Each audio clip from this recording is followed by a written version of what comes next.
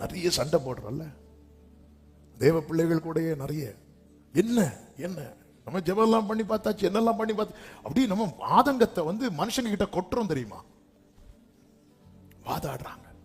7வதாக விக்கிரக வழிபாடு செய்தார்கள். யாத்திராகமம் 32வது அதிகாரம். நீங்கள் அதுல 1 முதல் நீங்க படிச்சீங்கன்னா தெரியும். 4வது வசனத்தில் அவர்கள் கையில் இருந்த அந்த பொன்னை ஆரோன் வாங்கி சிற்ப கருவினாலே கருப்பிடித்து ஒரு கன்றுக்குட்டியை வார்ப்பித்தான்.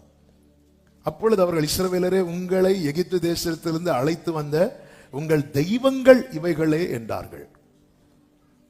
5வது வசனத்தை பாருங்கள். ஆரோன் அதை பார்த்து அதற்கு முன்பாக ஒரு பலிபீடத்தை கட்டி நாளைக்கு கர்த்தருக்கு பண்டிகை என்று கூறினான். அங்க உயர்த்தப்பட்டது என்னது? கன்றுக்குட்டி. ஆனா ஆரோன் சொன்னது என்னது? அதன் அர்த்தம் என்ன? கர்த்தர் என்ற பெயர்ல எதையும் வணங்கிறாதுன்னு அர்த்தம். ஹல்லேலூயா. கடந்த நாள் ஒரு வீட்டுக்கு பிரேயர் கூட்டாங்க போறேன். போகும்போது அவங்க வேகமா உள்ள ஓடுறாங்க. அதுக்குள்ள நாங்க வீட்டுக்குள்ள போயிட்டோம். ஏன் வேகமா ஓடுறாங்கன்னா ஒரு போட்டோ இருக்கு, அதை தூக்கி மாத்தலான்னு போனாங்க. அதுக்குள்ள நாங்க உள்ள போயிட்டோம். இப்படி இருக்கிறாங்க. சே, நீங்க ஸ்பீடா வந்துட்டீங்க, ஃபாஸ்ட், நீங்க இவ்வளவு சீக்கிரம் வருவீங்கன்னு. கர்த்தர் என்ற பெயர்ல எதையும், சிலுவையெல்லாம் அடையாளங்க. நீங்க கும்பிடுற சிலுவை ஒருவேளை அந்த கைவிடப்பட்ட கள்ளனுக்கு சிலுவையா இருந்தா எதுன்னு தெரியும். மொத்தம் 3 இருக்கு. நமக்கு 1 ஜீசஸ். இங்க அவங்க கன்றுக்குட்டியை உண்டு பண்ணி எகிப்தின் தெய்வத்தை பேரெல்லாம் சொல்லல. கர்த்தருக்கு பண்டிகை. ஆண்டவர் கற்பனை கொடுக்கும் போதே தெளிவாய் சொல்லுகிறார். யாத்திராகமம் 20வது அதிகாரம் 3 முதல், என்னையன்றி உனக்கு வேறே தேவர்கள் உண்டாயிருக்க வேண்டாம். மேலே வானத்திலும் கீழே பூமியிலும் பூமியின் கீழ் தண்ணீரிலும் உண்டாயிருக்கிறவைகளுக்கு ஒப்பான ஒரு சொரூபத்தை ஆகிலும் யாதொரு விக்கிரகத்தை ஆகிலும் நீ உனக்கு உண்டாக்க வேண்டாம். நீ அவைகளை நமஸ்கரிக்கவும் சேவிக்கவும் வேண்டாம். உன் தேவனாகிய கர்த்தரா இருக்கிற நான், ஆண்டவருடைய நாமம் ஆதியாக முதல் வெளிப்படுத்தின விசேஷம் வரைக்கும் கொடுக்கப்பட்டிருக்கிறது. ஆனா இந்த விக்கிரகம்னு வர்ற இடத்துல ஆண்டவர் தம்மை எப்படி வெளிப்படுத்துகிறார் தெரியுமா? எரிச்சல் உள்ள தேவன். ஆண்டவர்ங்கிற பெயர்ல எதையுமே வணங்கக்கூடாது. ஆவியான தேவனுக்கு ரூபம் ஒன்றும் இல்லையே, ரூபம் இல்லை, ஆதலால் சொரூபம் ஒன்றும் இல்லை. ஆமென். ஆவியான ரூபம் ஒன்றும் இல்லை, ரூபம் இல்லை, ஆதலால் சொரூபம் ஒன்றும் இல்லை. வாஞ்சையுள்ள ஆத்துமாவின் இருதயம் தண்ணீரே, வாஞ்சையுள்ள ஆத்துமாவின் இருதயம் தண்ணீரே, வார்த்தையாலே பேசுகின்ற ஆண்டவர் இவர். என்னை உண்டாக்கின தேவாதி தேவன், அவர் தூங்குவதும் இல்லை, உறங்குவதும் இல்லை. ஓ, என்னை உண்டாக்கிய என் தேவாதி உறங்குவதும் இல்லை. 8வதாக அவர்கள் மற்றவர்களைப் போல இச்சையுள்ளவர்கள் ஆனார்கள். என்னாகும் 11:4. பின்பு அவர்களுக்குள் இருந்த பல ஜாதியான அந்நிய ஜனங்கள் மிகுந்த இச்சை உள்ளவரானார்கள். இஸ்ரவேல் புத்திரரும் திரும்ப அழுது, நமக்கு இறைச்சியை புசிக்க கொடுப்பவர். மற்றவங்க எப்படி எதை இச்சிக்கிறாங்களோ அதை மீட்கப்பட்டவங்களை இச்சிக்கிறாங்க. இது தேவனை பரீட்சை பார்க்கிறது. இந்த பல ஜாதியான அந்நிய ஜனங்கள்னா யாரு? எங்கிருந்து வந்தாங்க?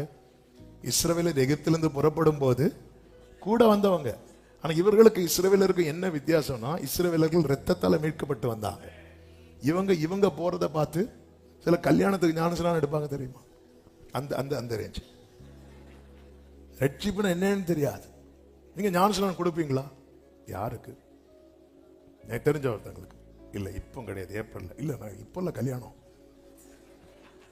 இல்ல, நான் கொடுக்கவே மாட்டேன் அவங்களுக்கு. இவங்க சிவந்த சமுத்திரத்தை கடந்தாங்க. ஆனா என்ன மேட்டர்னா, இவங்க இரத்தத்தால் மீட்கப்படல. இஸ்ரவேல் ஜனங்கள் புறப்படும் போது யாத்திராகமம் 12வது அதிகாரம் அதனுடைய 37-38 பாத்தீங்கன்னா, இவர்கள் சுக்கோத்துக்கு இஸ்ரவேல் புத்திரர் ராமசேசை விட்டு புறப்பட்டார்கள். 38வது வசனம், அவர்களோட கூட பல ஜாதியான ஜனங்கள் அநேகர் போனாங்க அப்படின்னு இருக்கு. இவங்க போறாங்கப்ப நம்மளும் போயிருவோம், எதுக்கும் போய் பார்ப்போம். ஆமென். அந்த ஞானஸ்நானம் எல்லாம் கொடுக்கும்போது சிலர் சொல்லுவாங்க, கேட்டிருக்கிறேன், தொட்டி இருக்கிறது, தண்ணீர் இருக்கிறது, இன்னும் யாராவது முங்க மனமா இருக்கிற பாஸ்டர் பாவம் கூப்பிடுறாரு, நம்ம போய் முங்கிட்டு வரோம். இப்படி முங்கின கூட்டம் இது. நாங்க ஞானஸ்நானம் எடுக்கும் போது ஒரு தம்பி ஓடி வரான், டே நீ பேர் கொடுக்கல, எங்க அம்மா விரட்டி விட்டாங்க, பாஸ்டர் பிள்ளைங்களை ஞானஸ்நானம் எடுக்காங்க, நீ என்ன வீட்டுல இருக்க, ஓடு. இப்படி வந்த கூட்டம். இவங்களுக்கு இந்த இதெல்லாம் மாறாது. இவங்க இதை பார்த்து மற்றவர்களும், பாஸ்டர் என் பிள்ளை ஒரு பையனை விரும்பிட்டான், ஆனா என் பிள்ளை உறுதியா இருக்கா, நம்ம இதுலதான் கல்யாணம் பண்ணணும். அப்படியே அப்ப என்ன ஒரு பிரதிஷ்டை, என்ன ஒரு அர்ப்பணிப்பு. சரி, பையனும் ஞானஸ்நானம் எடுக்க ரெடியா இருக்கான் பாஸ்டர். மீட் பண்ண என்னன்னே தெரியல. ரத்தம் இதுக்கு கொடுக்கப்பட்ட கிரயம் இருக்கிறது அல்லவா. மற்றவர்களை போல அந்நிய நுகத்தில் அவிசுவாசியோடு பிணைக்கப்பட்டா அவர்கள் இஸ்ரவேலரை போல மாறவில்லை, இஸ்ரவேலர்கள் அவரை போல மாறினாங்க. இதுதான் எச்சரிக்கை. சாலமோன் அநேகரை விவாகம் பண்ணி அவர்களை இஸ்ரவேல் மார்க்கத்தில் சேர்க்கவில்லை, சாலமோன் வழி விலகி போனான். அதனால ஒரு தேவ பிள்ளைக்கு பெற்றோரே, உங்க பிள்ளைக்கு நல்ல படிப்பு பாருங்க, தப்பு கிடையாது, வேலை பாருங்க, தப்பு கிடையாது, எல்லாம் பாருங்க, எல்லாவற்றுக்கும் மேல பிள்ளை பையன் ரட்சிக்கப்பட்டிருக்கிறானா, ஆவிக்குரிய பிள்ளையா, அதெல்லாம் ரெண்டாவது. அது அப்பப்ப சர்ச்சுக்கு போவான், பரவாயில்ல. கல்யாணத்துக்கு அப்புறம், இந்த கல்யாணத்துக்கு அப்புறம் திருந்திருவான்னு சொல்லி ஒரு நபரை காட்டித்தாங்க, நேரம் இல்லை. கல்யாணத்துக்கு அப்புறம் அவங்க அப்படி எடுத்துக்கொள்ளப்பட்ட எத்தனை சகோதரர்களை நான் சொல்ல முடியும். கர்த்தர் உங்களை ஆசீர்வதிப்பாராக. மற்றவர்களை போல இச்சித்தார்கள். 9வது, மன்னாவை வெறுத்தார்கள். என்னாகும் 21:5. நேரம் போயிட்டு நான் சொல்லுங்க. மன்னாவை வெறுத்தார்கள். இந்த மன்னாவை வெறுத்தது வேதத்தில் எப்படி எழுதியிருக்க தெரியுமா? மன்னாவை வெறுத்ததும் கர்த்தர் எதை அனுப்பினார்? அங்க பாம்பு அனுப்பினார். அதே சம்பவத்தை 1 கொரிந்தியர் 10:9 எழுதப்பட்டிருக்கிறது. அவர்களில் சிலர் கிறிஸ்துவை பரீட்சை பார்த்து பாம்புகளால், மன்னாவை வெறுக்கிறவங்க கிறிஸ்துவை வெறுக்கிறாங்கன்னு அர்த்தம். இந்த மன்னா தான் கர்த்தர் தருகிற வார்த்தை. ஆமே, வசனம் இருக்குல்ல, இது எங்கள் மனதுக்கு ரட்சிக்கப்பட்ட ஆரம்பத்தில் எப்படி இருந்துச்சு? மன்னா தேனிட்ட அந்த அவ்வளவு சுவை இருந்ததுனால தானே 7வது நாளும் போனாங்க பொறுக்கிறதுக்கு. சில பாருங்க, மீட்டிங் முடிஞ்சா செகண்ட் சர்வீஸ், ஏன் அவ்வளவு டேஸ்டா இருக்கு. ஆனா போக போக போக இப்ப ஃபர்ஸ்ட் சர்வீஸுக்கு ஆள காணல. ஏன்னா மன்னா, அந்த மன்னாவை வெறுத்துட்டா பரலோகம் அந்த இடத்துல தான் கர்த்தர் அழிக்கிறார் பாருங்க. கிறிஸ்து இல்லாம எப்படிங்க பரலோகத்துக்கு போக முடியும்? 10வது, எகிப்தையே கானானாக பார்த்தார்கள். என்னாகும் 16:13 பாருங்கள். இந்த வனாந்திரத்தில் எங்களை கொண்டு போடும்படி பாலும் தேனும் ஓடுகிற தேசத்திலிருந்து எங்களை கொண்டு வந்தது அற்ப காரியமோ? எங்களை எங்கிருந்து கொண்டு வந்தீங்க? பாலும் தேனும் ஓடுகிற தேசத்திலிருந்து. அதன் அர்த்தம் எகிப்த இம்மைக்குரிய வாழ்க்கையை தான் சொர்க்கமா பார்க்கிறது. அப்படி நிறைய பேர் டீச் பண்ணிட்டு இருக்கிறாங்க. இல்ல, இவர்கள் தேவனை பரீட்சை பார்த்தார்கள். பிரியமான கர்த்தருடைய பிள்ளைகளே, வேவு பார்த்து வந்தவர்களில் காலை எழுந்து நின்று அத்தனை ஜனங்களை பார்த்து சொல்லும் ஒரு வார்த்தை உண்டு.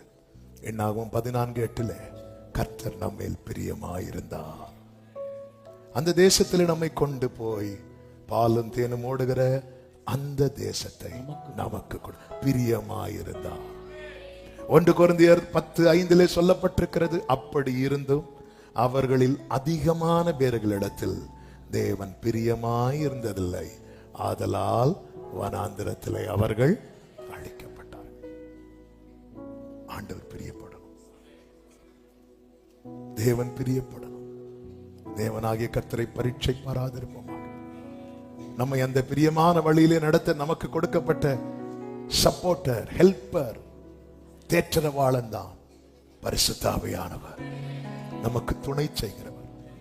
தாவீது எனவேதான் சொல்லுகிற 143:10 உமக்கு பிரியமானதை செய்ய எனக்கு போதித்தரலும், நீரே என் தேவன், உம்முடைய நல்ல ஆவி என்னை செம்மையான வழியிலே நடத்துவாராக. எல்லாரும் அப்படி எழுந்து நிற்கலாமா?